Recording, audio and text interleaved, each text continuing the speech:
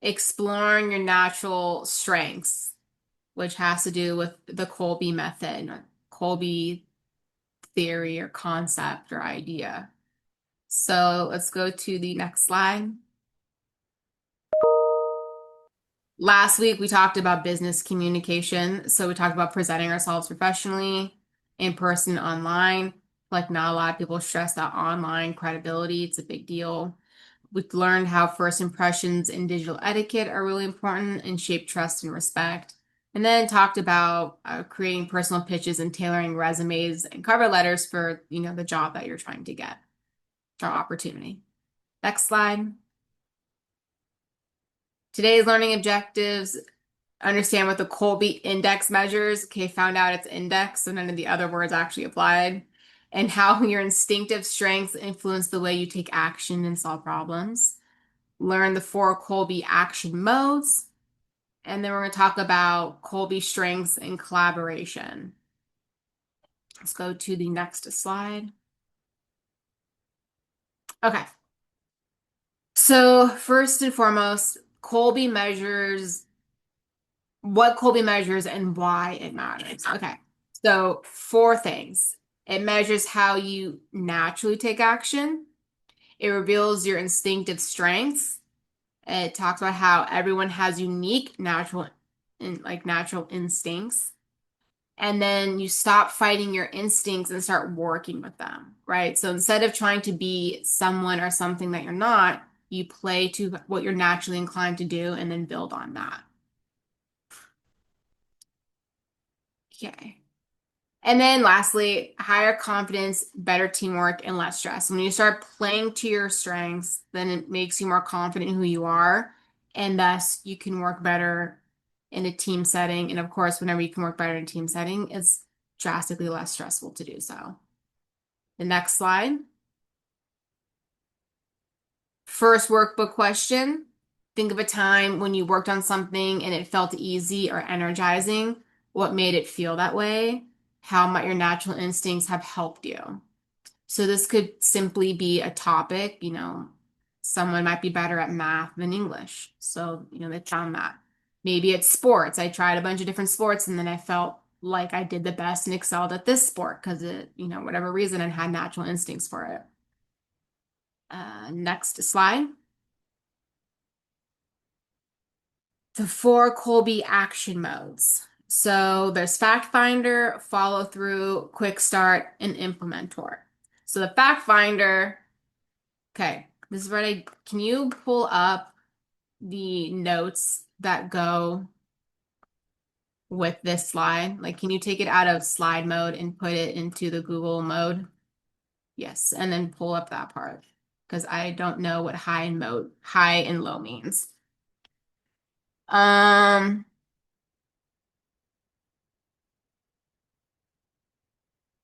Okay, so high and low have to do with the range of behavior. So someone might be more towards fact finder, so they'd be super high, or they might be low. They might not be a fact finder, but they might be high in some other element. So, okay, bring down the notes a little. Actually, I'll just make this thing bigger so I can read all of it. Okay, so someone who's highly, on the scale, fact finder is an initiating fact finder. And someone who's low on the scale is a counteracting fact finder. So a high one likes to dig deep and research before acting. They ask a lot of questions and want clarity, and they prefer detailed instructions and facts before making a decision. I would say my boyfriend falls into this category based on the number of YouTube deep dives he does. He does months long deep dive research on YouTube before making any decision about really a lot of things that he wants to do. Someone who might be lower end on the scale, they like simplified information that gets to the point. So they might not want to deep dive into it. They just want the main high level points of something. They prefer broad overviews instead of long explanations.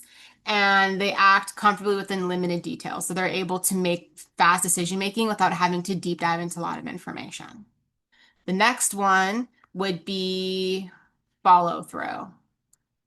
So this has to do with basically your organized structure, creating systems, and then adapting and finding shortcuts within those systems. So someone high on this is someone who initiates follow through. So they naturally create plans, systems, or checklists. They like structure, consistency, and clear routines. So they like things that are repeatable, that they can count on and rely on. And they stay organized and prefer follow through processes that go into a specific order. I feel like I might fall into that category. Someone who's low on the spectrum adapts easily when plans change, so they're flexible. They're not so rigid to the system. So if something doesn't happen in a particular order, they are able to go with the flow on that. That doesn't hold them back or throw them off. They connect ideas across different systems to find creative ways to get things done, and they prefer flexibility over strict rules and can jump between tasks. So again, this is someone who might not need to get all the information all up front, and they're able to on the fly as things change, as new information comes to them, they're able to adapt these things and to keep going. Next one is quick start. So this has to do with how you deal with change. Do you take risks and innovate, or do you prefer stabilize and to build on what works? So someone high in this category jumps into new ideas and experiments quickly. Someone who's comfortable with change and taking risks. And someone who gets energy from trying things that haven't been done before. So they like initiative, or invention in that sense. So you probably see this kind of thing in a lot of tech startups, right? People who are into starting up companies, exploring new things that haven't been done before, or revolutionizing something that's been done a certain way time and time again. Someone who might be lower on the spectrum for this, they like things that have stability and reduce chaos. So again, someone who really likes consistency. They prefer to improve what already works instead of reinventing something. So they might see something that could improve for maybe implementation of modern technology, like a business that went from all cash to implementing a, point of sale system or an inventory system, right? So an example of this would be someone who has like a tire shop, and maybe it's been ran for 40 years the same way, and they just know there's tires, but they don't know how many tires they have. Someone could come in and implement, software to track how many tires we have, what tires are selling, what tires are not selling. The tire shop has always existed, but now with sort of changing the things or systemizing them, they're able to move forward with it, but not reinventing the tire shop and what it is. You can think through things carefully before taking action. And then the last one is implementor. So how you work with like the physical world. People like to model or build things out so they can project or imagine what they want to do. Someone high on this likes to build, model, or physically demonstrate ideas. They prefer hands-on learning and tangible tools. They understand space, design, and mechanics quite easily. Someone lower on this might imagine and visualize solutions instead of physically building them. So the difference between maybe modeling on a computer versus modeling in real life. They prefer working with digital tools or abstract ideas, and they can see how things work without needing to touch or construct them. So for these four things, it's not that you're one or the other. It's that you perhaps within a scale might be stronger or higher on some things and lower on other things. And that's once you can kind of figure out where you fall and which ones are more your strengths or you feel you align more with. Understanding that is how you can start improving upon yourself and doing things in a way that makes the most sense for you. There is no right and wrong, and you can always experiment with this. And the next slide would be another workbook question. Thank you. So looking at the four action modes, which one do you tend to lean towards when you're first approaching a problem? Then next slide. So leveraging strengths and collaborating with other people. So once basically leaning into your strength and figuring it out, one helps you build confidence because you're getting leaning to something that's already naturally within your nature. Then you become aware of your blind spots. So once you sort of know what you're good at, you can figure out what you're not good at and then work on that too. So it's not that you ignore the things that maybe you're not the strongest at, it's that you can identify them and be aware of them and then improve upon them over time. you can use this Colby type to communicate better. Um, for instance, when you have group projects, knowing where you fall on that is how you can initially prepare for going into the project and working with other people in the team. And then with team settings, if everybody on the team knows what their strengths are, then you can come together and work better rather than everyone trying to either overly lean onto what one person's strengths are. Then again, you can have blind spots in that too, because if everyone's trying to overly accommodate a specific style or going against their nature, then they're going to miss out on other things. And then at the end, success comes from respecting the different instincts, right? So main thing is everyone being different and bringing something different to the table is what makes a group dynamic work, what makes it great. Next slide. Okay. That's another workbook question. How could you use your Colby strengths to make your schoolwork, friendships, and future career easier and more successful? So again, and it might be that perhaps you use the Colby method in different ways, right? Because the schoolwork setting might be a little bit different. Friendships might be a little different than your career. So, as you evolve, you might change it. But presently, what are your strengths and how can you use that to your advantage to improve these areas? The next slide. In the next class, we're going to talk about Ready, Set, Grow from learning to living. We're going to reflect on key semester lessons and mindset, resilience, communication, self-awareness. We're going to talk about our own personal growth and mindset and assessing it by connecting what we learned in the material to actual tangible change in our thinking and approach to life. And then lastly, set intentional, forward-looking goals that recognize personal development as a continuous process of reflection, action, and becoming. Next slide. Next slide. Okay. Upcoming, as we all know, workbook deadlines are Friday, April 10th at 5 p.m. Also, if anyone goes to the Ignite series, which will be tonight, you might not know about that, or you might have missed it. I'm not going to it by the time this posts, but the post-it survey for that is also due this Friday at 5 p.m. We have a field trip this Sunday as well. Your deadline to submit basically your attendance for the field trip is going to be Thursday at 5 p.m. And then for the students, you can come pick up your sashes if you're graduating from Youth Champions. So Youth Champions seniors only, those that are graduating. You can pick them up at the Lead Associates downtown office. If you need more details on that, you can reach out to the team. Any questions? Thank you, Sasha. I got a quick question. I'm pretty sure this stash pickup thing is for people who are graduating high school, seniors in high school. Is that right? That are in That youth sounds right. champions? Okay. Yes. I just want to make sure it's not like level two people or Yeah. whatever. No, those that are Okay. youth champions and also seniors in high school. Okay, graduating high school. Perfect.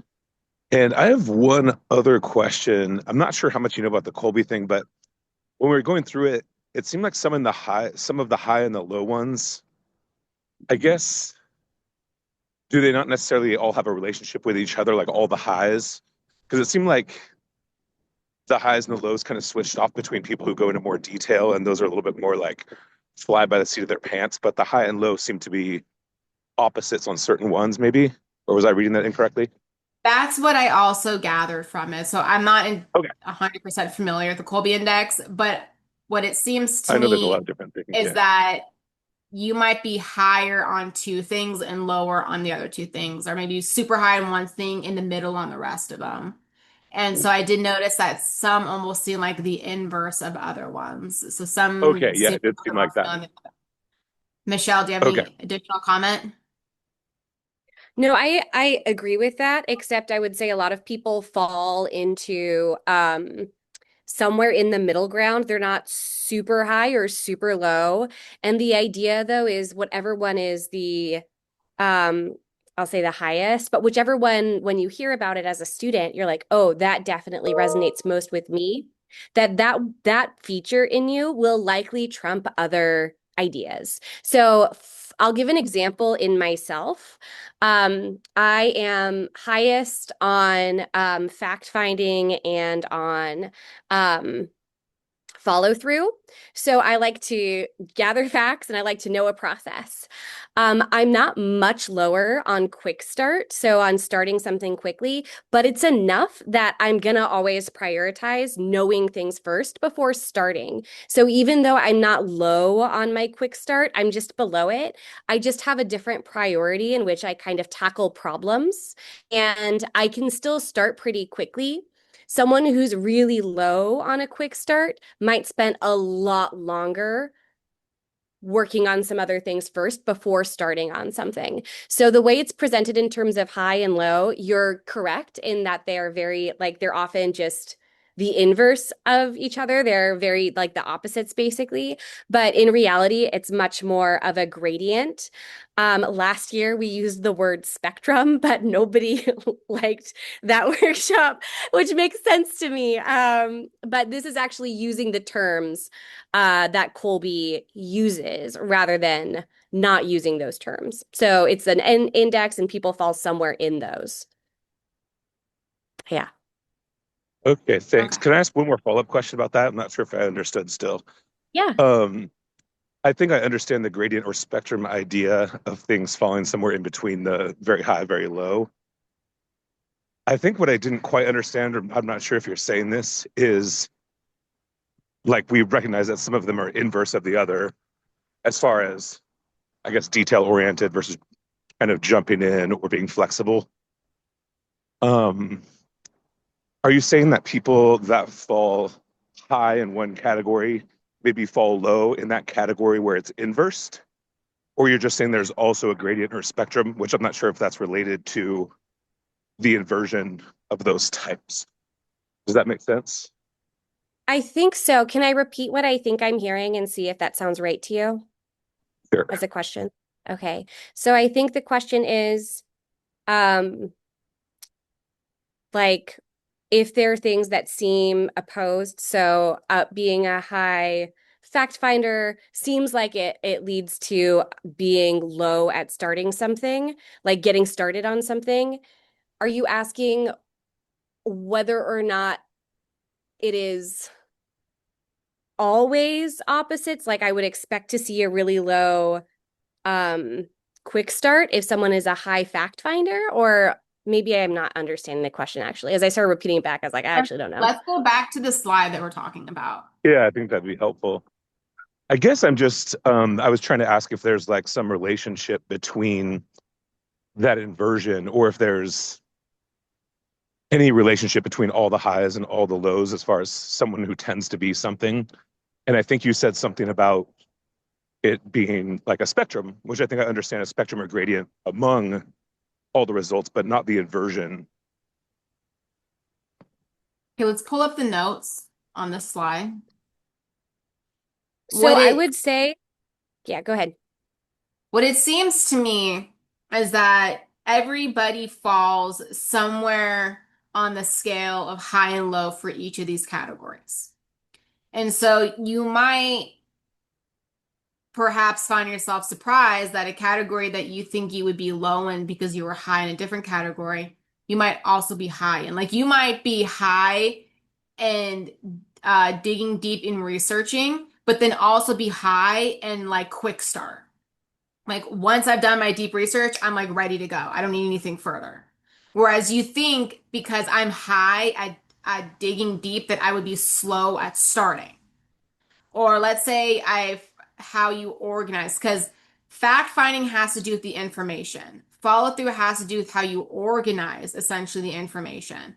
Quick start is how you deal with change as you implement things, and then scroll down a little bit. And then implementer is how you work with the physical world.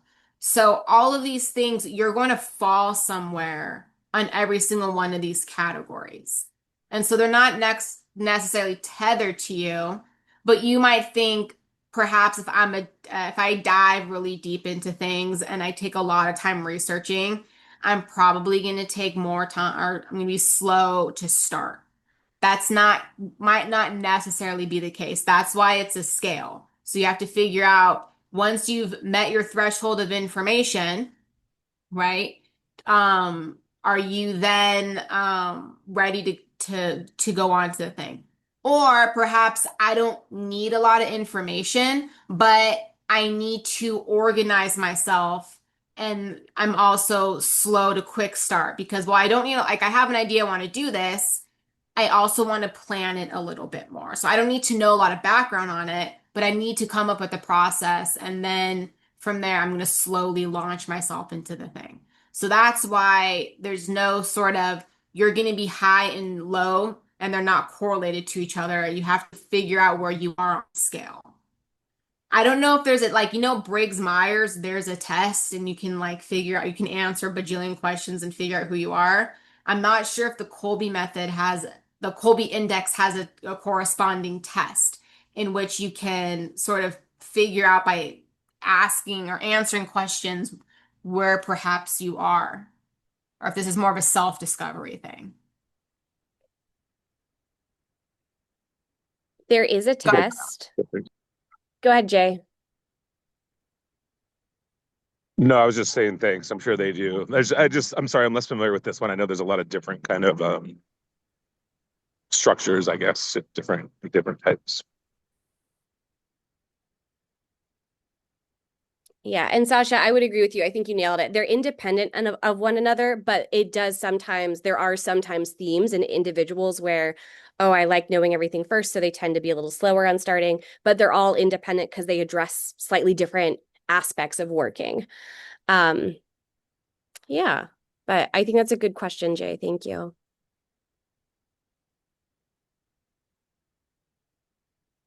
Any other Any questions? other?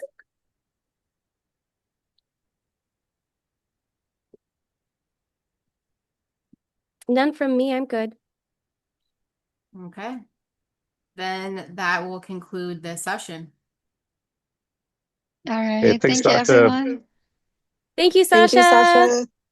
Welcome. Oh, hey, Morgan. Bye.